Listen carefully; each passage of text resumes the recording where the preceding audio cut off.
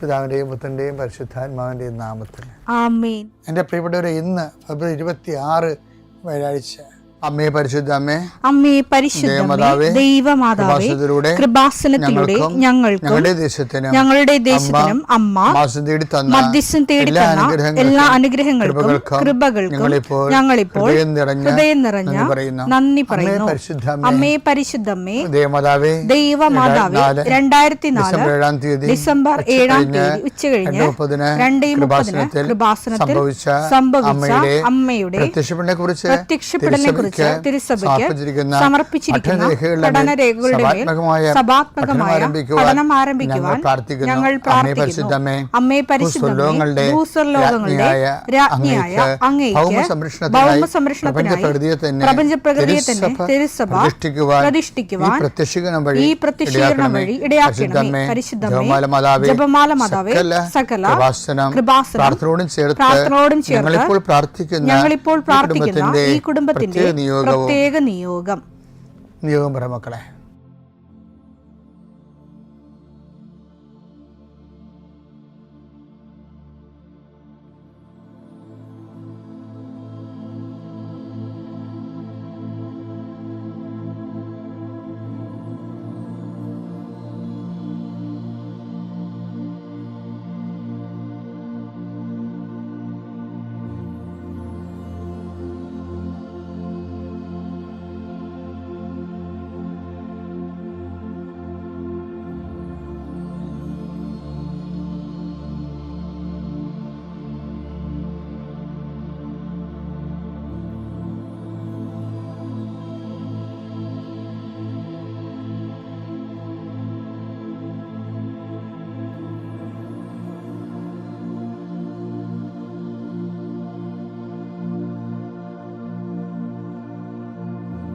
അമ്മയുടെ പ്രത്യക്ഷീകരണത്തിന്റെ ഈ അനുഗ്രഹവേളയിൽ ഞങ്ങൾക്ക് സാധിച്ചു തരുവാൻ കനിയണമേ.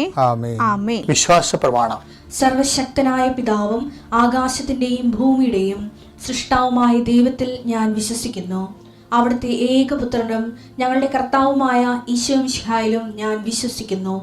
ഈ പുത്രൻ പരിശുദ്ധാത്മാവിനാൽ ഗർഭസ്ഥനായി കന്യകാമറിയത്തിൽ നിന്ന് പിറന്ന് പൊന്തിയോസ് പീലാത്തോസിന്റെ കാലത്ത് പീഡകൾ സഹിച്ച് കുരിശിൽ തറയ്ക്കപ്പെട്ട് മരിച്ച് അടക്കപ്പെട്ട് പാതാളങ്ങളിൽ ഇറങ്ങി മരിച്ചവരുടെ ഇടയിൽ നിന്ന് 3-ാം നാൾ ഉയർത്ത് സ്വർഗത്തിലേക്ക് എഴുന്നള്ളി സർവശക്തിയുള്ള പിതാവായ ദൈവത്തിന്റെ വലതുഭാഗത്തിരിക്കുന്നു. അവിടെ നിന്ന് ജീവിക്കുന്നവരെയും മരിച്ചവരെയും വിധിക്കുവാൻ വരുമെന്നും ഞാൻ വിശ്വസിക്കുന്നു.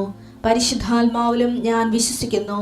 വിശുദ്ധ കത്തോലിക്കാ സഭയിലും പുണ്യവാന്മാരുടെ ഐക്യത്തിലും പാപങ്ങളുടെ മോചനത്തിലും ശരീരത്തിന്റെ ഉയർപ്പിലും നിത്യമായ ജീവിതത്തിലും ഞാൻ വിശ്വസിക്കുന്നു. ആമേൻ. സ്വർഗ്ഗസ്ഥനായ ഞങ്ങളുടെ പിതാവേ, അങ്ങയുടെ നാമം പൂജിതമാകണമേ. അങ്ങയുടെ രാജ്യം വരണമേ. അങ്ങയുടെ തിരുമനസ് സ്വർഗത്തിലെ പോലെ ഭൂമിയിലും ആകണമേ. അന്നു വേണ്ടുന്ന ആഹാരം ഇന്ന് ഞങ്ങൾക്ക് തരണമേ. ഞങ്ങളോട് തെറ്റ് ചെയ്യുന്നവരോട് ഞങ്ങൾ ക്ഷമിക്കുന്നത് പോലെ ഞങ്ങളുടെ തെറ്റുകൾ ഞങ്ങളോടും ക്ഷമിക്കണമേ. ഞങ്ങളെ പ്രലോഭനത്തിൽ ഉൾപ്പെടുത്തരുതേ, തിന്മയിൽ ഞങ്ങൾ രക്ഷിക്കണമേ. ആമേൻ. നന്മ നിറഞ്ഞ മറിയമേ, സ്വസ്തി. കർത്താവ് അങ്ങയുടെ കൂടെ സ്ത്രീകളിൽ അങ്ങ് അനുഗ്രഹിക്കപ്പെട്ടവളാകുന്നു. അങ്ങയുടെ ഉദരത്തിൻ ഫലമായി ഈശോ അനുഗ്രഹിക്കപ്പെട്ടവനാകുന്നു. പരിശുദ്ധ മറിയമേ, തമ്പുരാന്റെ അമ്മേ, പാപികളായ ഞങ്ങൾക്ക് വേണ്ടി ഇപ്പോഴും ഞങ്ങളുടെ മരണസമയത്തും തമ്പുരാനോട് അപേക്ഷിക്കണമേ. ആമേൻ. കർത്താവേ, നിന്റെ ഉന്നതമായ നാമത്തിന് സ്തോത്രം ചെയ്യുന്നു. കർത്താവേ, നിന്റെ വിശുദ്ധ പൗരോഹിത്യത്തെ മഹത്വപ്പെടുത്തണമേ. കർത്താവേ, സഭയിലുള്ള സാന്നിധ്യം പ്രകടമാക്കണമേ. 40 വർഷം ഞാൻ അർപ്പിച്ച കൃപാനയുടെ യോഗ്യതയാൽ കൃപാസ്ഥാനത്താറെ ജീവനോടെ പ്രത്യക്ഷപ്പെട്ട പരിശുദ്ധ അമ്മയുടെ മാധ്യസ്ഥത്തിൽ ഈ പ്രാർത്ഥന പ്രതീക്ഷിച്ചുകൊണ്ട് ലോകം മുഴുവനും വിവിധ സ്ഥലങ്ങളിൽ ജാഗ്രതയോടെ ഇരിക്കുന്ന ഓരോ മകൻ്റെ മേലും മകളുടെ മേലും കർത്താവേ, നിന്റെ തിരുമുറിവാർന്ന വലതുകരം ആണിപ്പെടുന്ന അത്ഭുതകരം വെക്കണമെന്ന് പ്രാർത്ഥിക്കുന്നു. എൻ്റെ പ്രിയപ്പെട്ട മക്കളെ, 7 ഒരു ഗോൾഡൻ ലെറ്ററിൽ എഴുതി അച്ഛനെ ഈശോ കാണിക്കുന്നുണ്ട്. 7 ബന്ധപ്പെട്ട് തീർച്ചയായിട്ടും കർത്താവ് നിങ്ങൾ അനുഗ്രഹിക്കുമെന്ന് എനിക്ക് ഉറപ്പാണ്.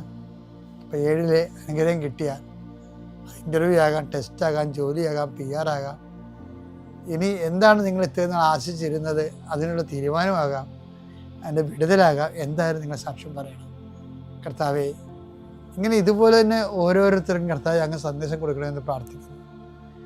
മനുഷ്യൻ്റെ ജീവിതത്തിൽ ഒത്തിരിയേറെ വേദനകൾ, ഭാരങ്ങൾ, അവർക്ക് സ്വന്തമായിട്ട് പരിഹരിക്കാൻ പറ്റാത്ത വിഷയങ്ങൾ, നന്നായി വിശ്വസിക്കാൻ പോലും പറ്റാത്ത ആൾക്കാരുണ്ട്, വെടിപ്പായിട്ട് പ്രാർത്ഥിക്കാൻ പറ്റാത്ത ആൾക്കാരുണ്ട്. അവരെല്ലാം കർത്താവ് ഈ നിമിഷം ആശീർവദിക്കട്ടെ. കർത്താവ് യാത്ര ചെയ്യുന്ന മക്കൾ, കർത്താവ് ഇൻ്റർവ്യൂ ഉള്ള മക്കൾ, കർത്താവ് പരീക്ഷ എഴുതുന്ന മക്കൾ, അനേകം മക്കൾ ആശീർവാദം വാങ്ങിച്ച് പോയിട്ടുണ്ട് പരീക്ഷ എഴുതാൻ വേണ്ടി. അവരെല്ലാം കർത്താവെ ആശീർവദിക്കണം. നിത്യം പിതാവും പുത്രനും പരിശുദ്ധാത്മാവും നീക്കാമേ. എൻ്റെ പ്രിയപ്പെട്ടവരെ, ഉടമ്പടിയുടെ ഘടന കർത്താവ് എൻ്റെ മനസ്സിൽ പരിശുദ്ധാത്മാവും നൽകിയ ഒരു ഘടനയാണുള്ളത്. എന്താ പറയണത്? ഞാൻ എൻ്റെ പിതാവിൻ്റെ കൽപ്പനകൾ പാലിച്ച്, അതല്ലേ ഉടമ്പടി എന്ന് പറയണത്. ഞാൻ എൻ്റെ പിതാവിൻ്റെ കൽപ്പന പാലിച്ച് അവിടുത്തെ സ്നേഹത്തിൽ നിലനിൽക്കുന്ന പോലെ എൻ്റെ കൽപ്പനകൾ പാലിച്ചാൽ നിങ്ങളും എൻ്റെ സ്നേഹത്തിൽ നിലനിൽക്കും.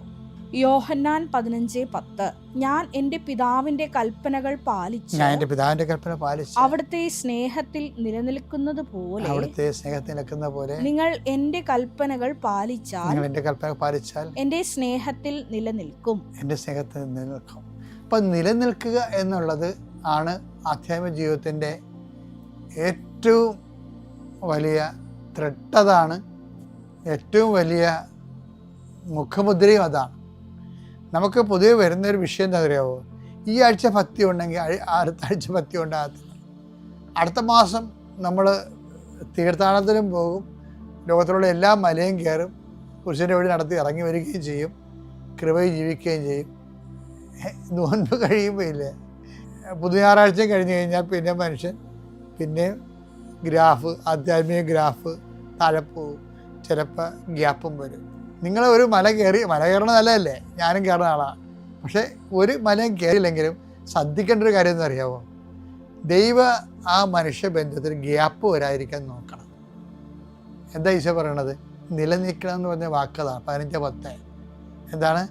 ഞാൻ എൻ്റെ പിതാവിൻ്റെ കൽപ്പന പാലിച്ച് അവിടുത്തെ സ്നേഹത്തിൽ ഗ്യാപ്പില്ലാതെ, വിള്ളലില്ലാതെ, കണ്ടിന്യൂസ് ആയിട്ട് പിന്തുടർന്നുകൊണ്ട് നിലനിൽക്കുന്നത് പോലെ. നമ്മൾ ഒത്തിരി പീക്കിലേക്ക് പോയില്ലെങ്കിലും ദൈവമായിട്ടുള്ള ആ ബന്ധം അത് ഒത്തിരിയേറെ നിമ്നോന്നതങ്ങൾ ഇല്ലെന്നുണ്ടെങ്കിലും ഒരു ബേസിക്കായിട്ട് ദൈവമായിട്ടുള്ള ആ നിലനിൽപ്പ് സൂക്ഷിക്കുന്നത് എൻ്റെ ഗുണമെന്ന് വെച്ച് കഴിഞ്ഞാൽ, നിലനിന്ന് കഴിഞ്ഞാൽ ഉള്ള ഗുണം എന്നറിയാവോ?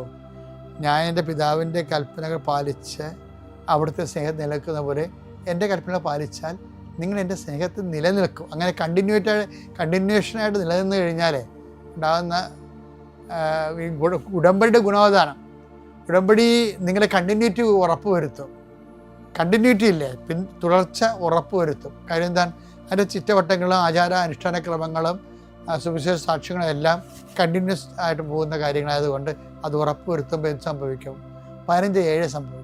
യോഹന്നാൻ 15:7. യോഹന്നാൻ 15:7 നിങ്ങൾ എന്നിൽ വസിക്കുകയും എൻ്റെ വാക്കുകൾ നിങ്ങളിൽ നിലനിൽക്കുകയും ചെയ്യുന്നെങ്കിൽ ഇഷ്ടമുള്ളത് ചോദിക്കുക നിങ്ങൾക്ക് ലഭിക്കും. അപ്പൊ നിലനിൽക്കുക എന്നുള്ള വാക്കുണ്ട് അവിടെ. 2 സ്ഥലത്തുകൊണ്ടേ 15:10 നിലനിൽപ്പുണ്ട്. എന്താണ്? ഞാൻ എൻ്റെ പിതാവിൻ്റെ കൽപ്പന പാലിച്ച് അവിടുത്തെ സ്നേഹം നിലനിൽക്കുന്നത് പോലെ എൻ്റെ കൽപ്പന പാലിച്ചാൽ നിങ്ങൾ എൻ്റെ സ്നേഹം നിലനിൽക്കും. ഇപ്പോഴെന്താ 15:7 പറയണത്? നിങ്ങൾ എന്നിൽ വസിക്കുകയും എൻ്റെ വാക്കുകൾ നിങ്ങൾ നിലനിൽക്കുകയും ചെയ്താൽ ഇഷ്ടമുള്ളത് ചോദിച്ചുകൊള്ളുക നിങ്ങൾക്ക് ലഭിക്കും. അപ്പൊ നിലനിൽപ്പ് ഒരു പ്രശ്നമാണ്.